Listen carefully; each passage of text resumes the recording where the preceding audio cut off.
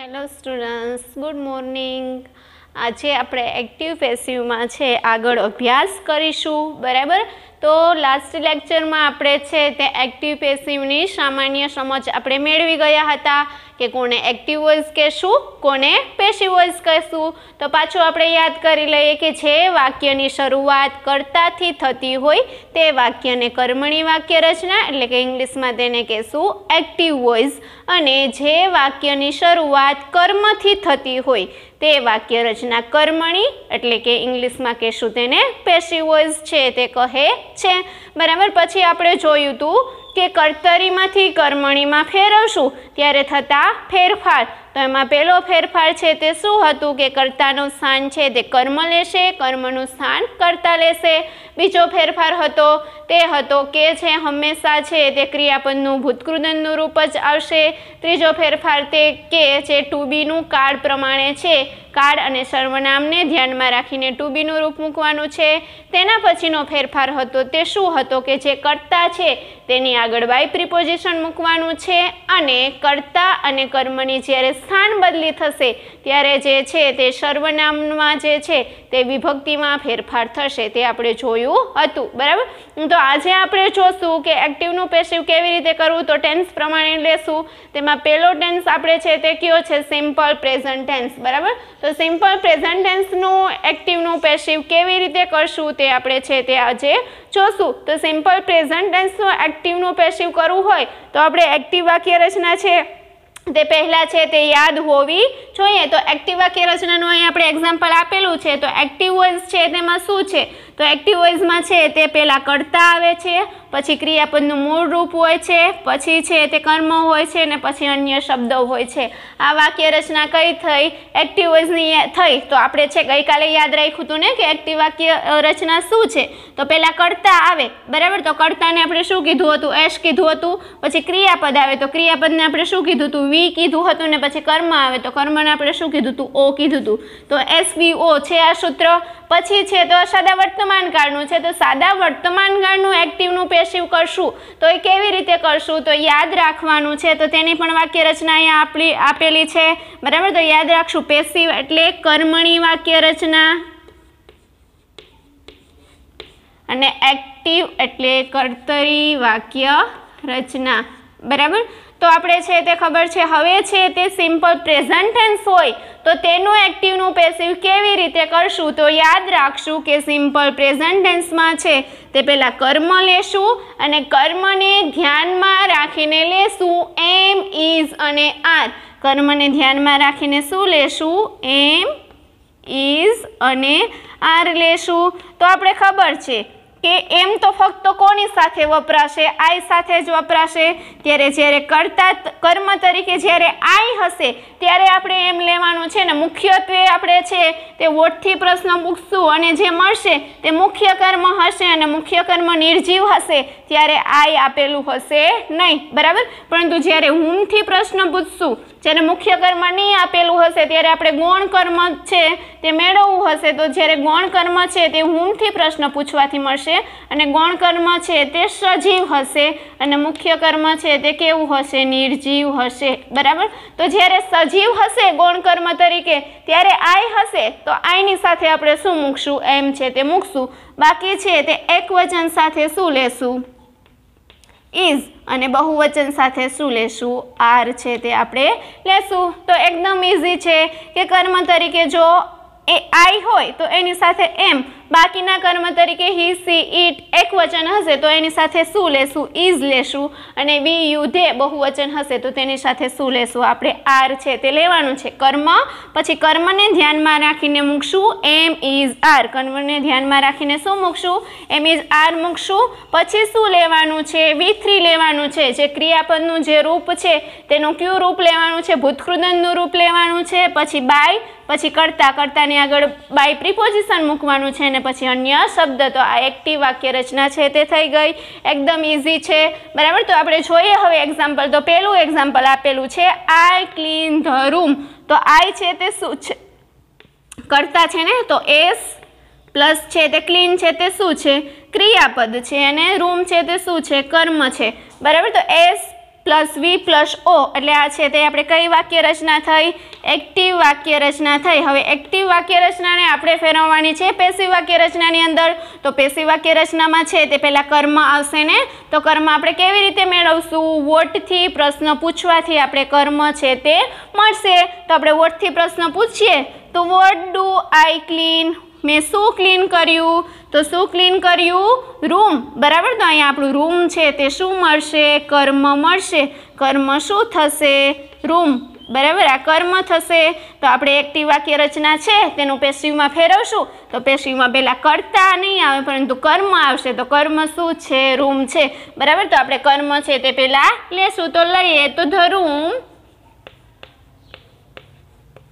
હવે આપણે શું કીધું છે કે આઈ હોય તો એની સાથે એમ, બાકી કર્મને ધ્યાનમાં રાખીને એમ ઇઝ આર મૂકવાનું છે એટલે એમ તો નહીં મૂકશું. તો શું છે? આર તો બહુવચન સાથે આવશે. તો રૂમ છે તે એકવચન છે.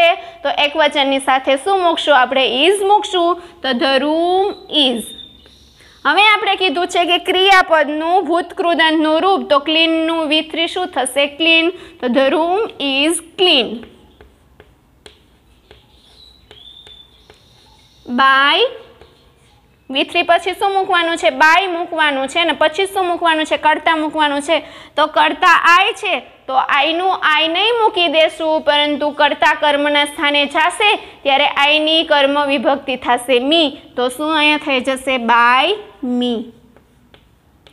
આ પેસિવ વોઇસ છે તે થઈ ગયું. પેસિવ વોઇસ થયું પરંતુ કેવું થયું? અફર્મેટિવ વાક્ય રચના થઈ ને. કેવી વાક્ય રચના થઈ? અફર્મેટિવ અથવા તો એસરેટિવ પણ કહી શકીએ. The room is clean by me. હવે આ સેન્ટેન્સનું આપણે નેગેટિવ કરવું હોય તો એ પણ એકદમ ઇઝી છે. તો નેગેટિવ કેવી રીતે થશે? તો the room is not clean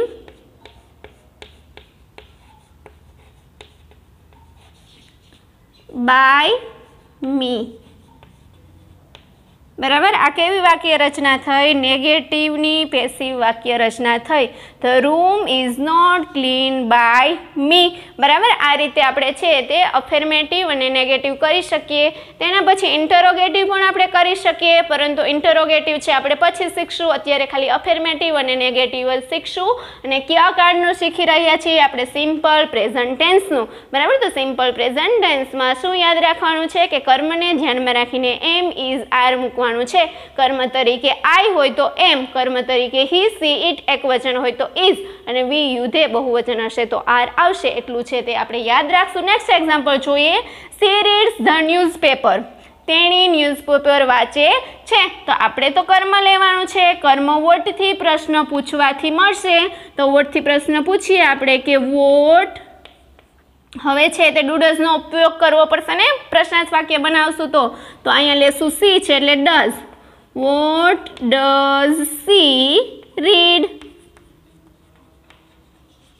તેણી શું વાંચે છે? તો શું વાંચે છે?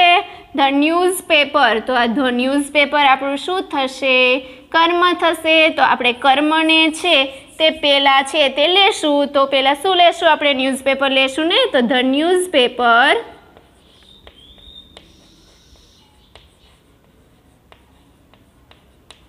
હવે છે તે ટુ બીનું રૂપ મૂકવાનું છે. તો ન્યૂઝપેપર એકવચન છે એટલે શું લેશું? ઇઝ. The newspaper is. હવે લેવાનું છે V3. તો રીડનું છે તે V3 રીડ જ છે. બરાબર. રીડ, રીડ અને રીડ.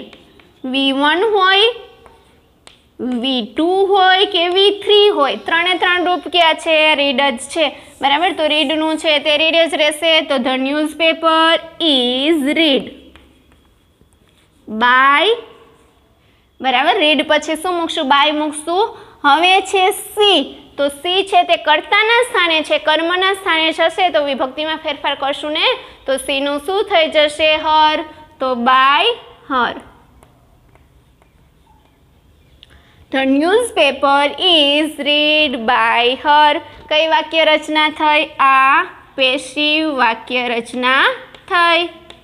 અને આ કેવી હતી? એક્ટિવ. એક્ટિવને આપણે પેસિવમાં ફેરવી અને એ પણ આ વાક્ય રચના છે તે કેવી વાક્ય રચના થઈ? અફર્મેટિવ કેવી થઈ અફર્મેટિવ હવે આ સેન્ટેન્સનું આપણે નેગેટિવમાં ફેરવશું પેસિવ વોઇસમાં જ બરાબર નેગેટિવમાં ફેરવશું તો શું થશે ધ ન્યૂઝપેપર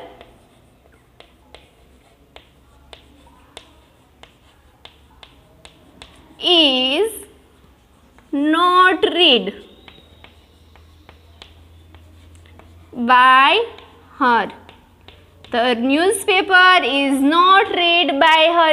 એકદમ ઇઝી છે ફક્ત શું મૂકવાનું છે કે જે ટુ બીનું રૂપ અને જે V3 છે તેની વચ્ચે છે શું મૂકી દેશું આપણે નોટ મૂકી દેશું એટલે તે કેવી થઈ જશે નેગેટિવ વાક્ય રચના છે તે થઈ જશે તેના પછીનું એક્ઝામ્પલ જોઈએ આઈ લાઇક ઇંગ્લિશ લેંગ્વેજ બરાબર મને ઇંગ્લિશ લેંગ્વેજ ગમે છે હવે વોટથી પ્રશ્ન પૂછવાથી છે તે કર્મ મળશે તો વોટ ડુ આઈ લાઇક મને શું ગમે છે તો ઇંગ્લિશ લેંગ્વેજ તો ઇંગ્લિશ લેંગ્વેજ શું થયું કર્મ થયું ને તો આપણે એક્ટિવમાંથી પેસિવમાં ફેરવશું અને અફર્મેટિવ વાક્ય રચના હશે તો પહેલાં છે તે આપણે કર્મ લેશું તો કર્મ છે ઇંગ્લિશ લેંગ્વેજ તો ઇંગ્લિશ લેંગ્વેજ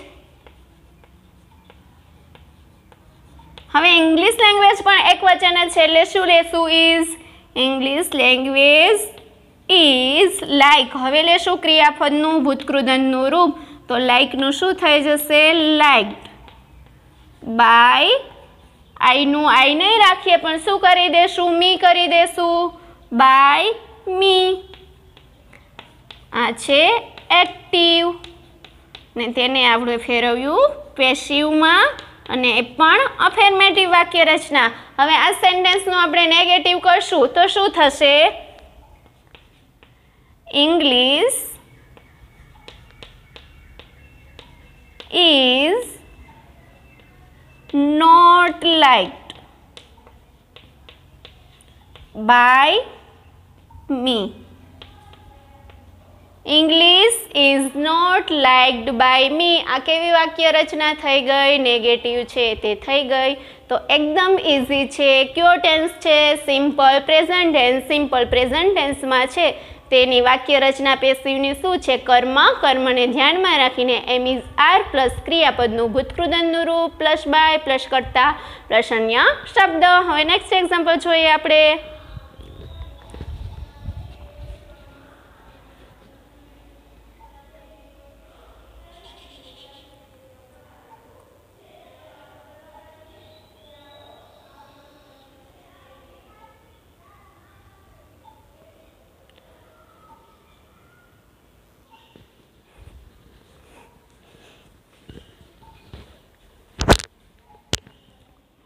નેક્સ્ટ એક્ઝામ્પલ જોઈએ આપણે તેમાં છે કે Ami takes breakfast in the morning બરાબર આ વાક્ય રચના છે તે એક્ટિવ છે તેને આપણે પેસિવમાં ફેરવવાની છે અને પહેલાં આપણે અફર્મેટિવમાં ફેરવશું તો પહેલાં છે આપણે કર્મ લેવું પડશે કર્મ આપણે વોટથી પ્રશ્ન પૂછવાથી છે તે મળશે તો what does Ami tax in the morning સવારમાં અમી છે તે શું લે છે તો શું લે છે વોટથી પ્રશ્ન પૂછશું તો કર્મ મળશે તો શું લે છે તો બ્રેકફાસ્ટ લે છે તો બ્રેકફાસ્ટ આપણું કર્મ થશે તો બ્રેકફાસ્ટને પહેલાં લખશું તો બ્રેકફાસ્ટ હવે બ્રેકફાસ્ટની સાથે આપણે લેશું ઇઝ બરાબર હવે આવશે ક્રિયાપદનું ભૂતકૃદંતનું રૂપ તો ક્રિયાપદનું ભૂતકૃદંતનું રૂપ ટેકનું છે તેવી થ્રી શું થશે ટેકન ટેક ટુક ટેકન બરાબર તો ટેકન થશે તો બ્રેકફાસ્ટ ઇઝ ટેકન હવે બાય અને પછી શું લેવાનું છે કર્તા લેવાનું છે તો જો કર્તા અમી છે તો જ્યારે યાદ રાખવાનું છે કે પ્રોપર નાઉન હશે તો તેને એમનેમ છે તે મૂકી દેશું by Ami in the morning બરાબર આ કેવી વાક્ય રચના થઈ ગઈ પેસિવ વાક્ય રચના થઈ ગઈ આ એક્ટિવ વોઇસ છે તેને આપણે કેમાં ફેરવું પેસિવ વોઇસમાં ફેરવી નાખ્યું ને અફર્મેટિવ સેન્ટેન્સ હવે આ સેન્ટેન્સનું આપણે નેગેટિવ કરવું હોય તો નેગેટિવ કેવી રીતે થશે તો બ્રેકફાસ્ટ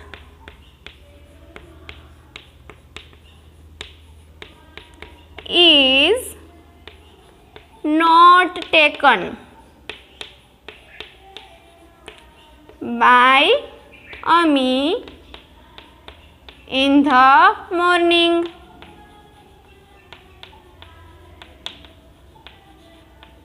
બરાબર, breakfast is not taken by Ami in the morning. Next example જોઈએ. Ketan gives me book. કેતને મને બુક આપી. બરાબર, કેતન મને બુક આપે છે. હવે આ સેન્ટેન્સમાં છે તે કેતન છે તે કર્તા છે, સબ્જેક્ટ છે. બરાબર, ગીવ છે તે વર્બ છે. હવે મી અને બુક બે શબ્દ વધ્યા. બરાબર, તો હવે પ્રશ્ન થાય કે આમાંથી કર્મ છે તે શું લેવાનું? તો યાદ રાખશું, મી છે તે પણ કર્મ છે અને બુક છે તે પણ કર્મ છે, પરંતુ આમાંથી એક કર્મ છે તે મુખ્ય કર્મ છે. એક કર્મ કેવું કર્મ છે? મુખ્ય. અને એક કર્મ છે તે ગૌણ કર્મ છે. તો હવે આપણે કેમ ઓળખવું કે કયું મુખ્ય કર્મ અને કયું ગૌણ કર્મ? તો યાદ રાખશું કે વોટથી પ્રશ્ન પૂછશું અને જે શબ્દ તમને મળશે તે હશે મુખ્ય કર્મ. વોટથી પ્રશ્ન પૂછશું અને જે મળશે તે મુખ્ય કર્મ હશે. તો આપણે અહીંયા વોટથી પ્રશ્ન પૂછીએ તો વોટ ડઝ કેતન ગીવ્સ મી. કેતને મને શું આપ્યું? તો શું આપ્યું? બુક. તો આ બુક છે તે મુખ્ય કર્મ થશે. મુખ્ય કર્મ શું બનશે? બુક. બરાબર, તો અહીંયા છે તે વોટથી પ્રશ્ન પૂછવાથી શું મળ્યું? બુક મળ્યું. અને બુક છે તે અહીંયા આપણે શું મળ્યું? મુખ્ય કર્મ. મુખ્ય કર્મ શું મળ્યું? બુક મળ્યું. હવે છે આ જે મી છે ને તેને પણ આપણે કર્મ જ કહેશું, પરંતુ આ કર્મ છે તે ગૌણ છે અને ગૌણ કર્મ આપણે હુમથી પ્રશ્ન પૂછવાથી મળશે. કોનાથી પ્રશ્ન પૂછવાથી મળશે? હુમથી પ્રશ્ન પૂછવાથી મળશે. તો હુમથી પ્રશ્ન આપણે પૂછીએ કે હુમ ડઝ કેતન ગીવ બુક. કેતને કોને બુક આપી? તો કોને આપી? મને. તો અહીંયા જે મી છે તે છે તે કેવું કર્મ મળશે? આપણે ગૌણ કર્મ મળશે. ગૌણ કર્મ છે હશે સજીવ. ગૌણ કર્મ હંમેશા કેવું હશે? સજીવ હશે. અને મુખ્ય કર્મ હંમેશા હશે નિર્જીવ. તો યાદ રહી ગયું આ બાબત. બરાબર, કે છે ક્યારેક એવું બનશે કે વાક્યની અંદર બે કર્મ આપેલા હશે, તો આપણે કેવી રીતે ખબર પડે કે કયું મુખ્ય કર્મ છે કયું ગૌણ કર્મ છે? તો વોટથી પ્રશ્ન પૂછશો અને જે મળશે તે મુખ્ય કર્મ હશે ને મુખ્ય કર્મ હશે નિર્જીવ. અને હુમથી પ્રશ્ન પૂછશું અને જે મળશે તે ગૌણ કર્મ હશે ને ગૌણ કર્મ હંમેશા હશે સજીવ. તો હવે તમને પ્રશ્ન થાય કે મેડમ તો પહેલાં આપણે ગૌણ કર્મને પહેલાં લેવાનું કે મુખ્ય કર્મને પહેલાં લેવાનું? તો પહેલાં લેશું આપણે મુખ્ય કર્મ. વાક્યની અંદર જો મુખ્ય કર્મ આપેલું હોય તો પહેલાં આપણે મુખ્ય કર્મ લેશું. જો મુખ્ય કર્મ ન આપેલું હોય તો આપણે ગૌણ કર્મ છે તે લેશું. બરાબર, તો હવે આ સેન્ટેન્સને મુખ્ય કર્મ આગળ લઈ અને આ સેન્ટેન્સનું એક્ટિવનું પેસિવ કરીએ. પહેલાં આપણે અફર્મેટિવમાં ફેરવીએ તો પહેલાં આપણે મુખ્ય કર્મ લેશું. તો મુખ્ય કર્મ બુક છે તો લેશું તો બુક. હવે બુક એક જ છે એટલે શું લેશું? ઇઝ. Book is. હવે ગીવનું V3 થશે ગીવન. જો બુક ઇઝ ગીવન. હવે અહીંયા છે બાય નથી લેવાનું, પરંતુ શું લેવાનું છે? To me. શું લેશું? To me. જે ગીવન છે જે ક્રિયાપદ છે તેના પછી જો ગૌણ કર્મ આપેલું હશે તો ટુ મૂકી અને તે ગૌણ કર્મ છે તે લેશું. પછી બાય મૂકશું. ટુ મી બાય કોના દ્વારા આપવાની છે? કેતન. બરાબર, આવી રીતે આપણે છે તે મુખ્ય કર્મને આગળ લઈ અને એક્ટિવ વોઇસ હોય તો તેનું છે તે પેસિવ વોઇસ છે તે કરી શકશું. A book is given to me by Ketan. હવે અહીંયા ખાલી એમ હોય કે કેતન ગીવ્સ મી. કેતને મને આપ્યું. હવે શું આપ્યું તે નથી, ખાલી છે તે મી જ આપેલું છે, અહીંયા સુધી જ આપેલું છે. બરાબર, તો તે સેન્ટેન્સનો પણ આપણે એક્ટિવનું પેસિવ કરી શકીએ. તો કેવી રીતે કરશું? તો એવી રીતે થશે કે આઈ એમ ગીવન બાય કેતન. એવી રીતે પણ છે તે કરી શક્યું કે મને છે કેતન દ્વારા આપવામાં આવ્યું.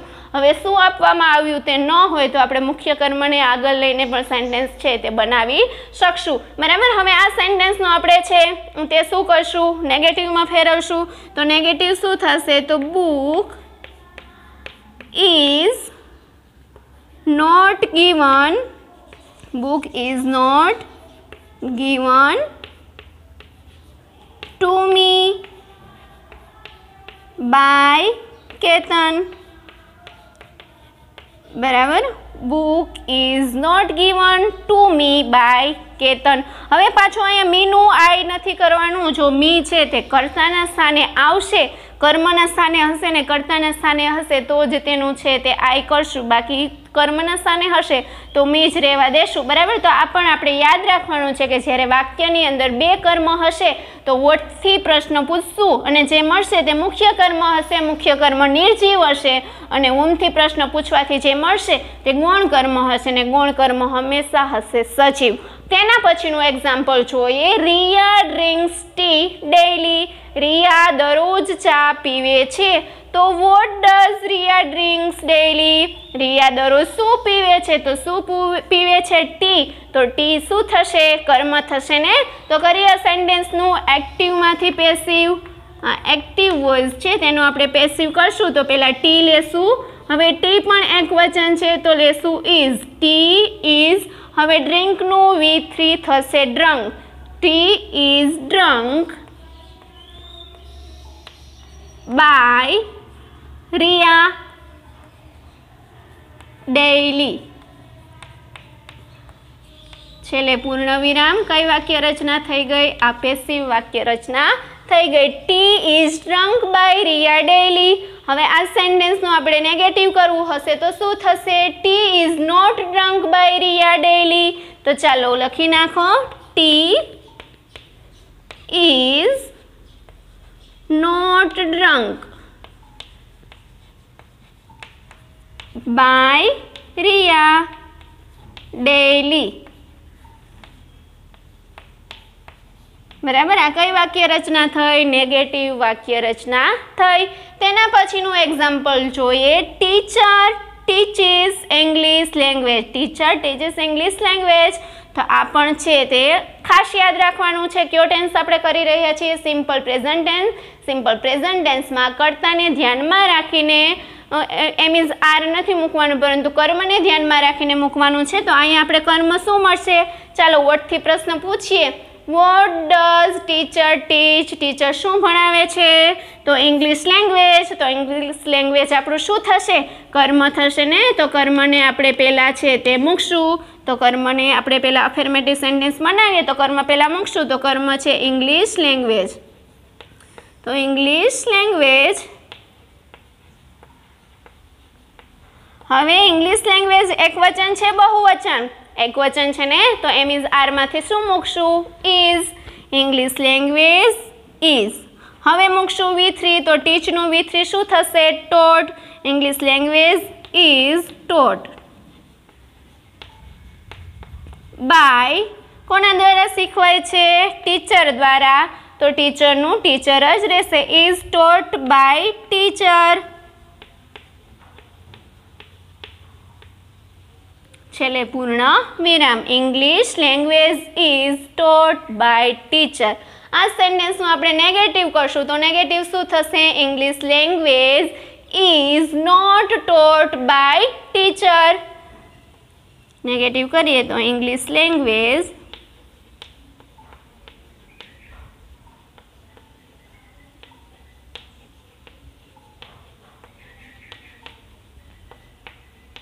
is not taught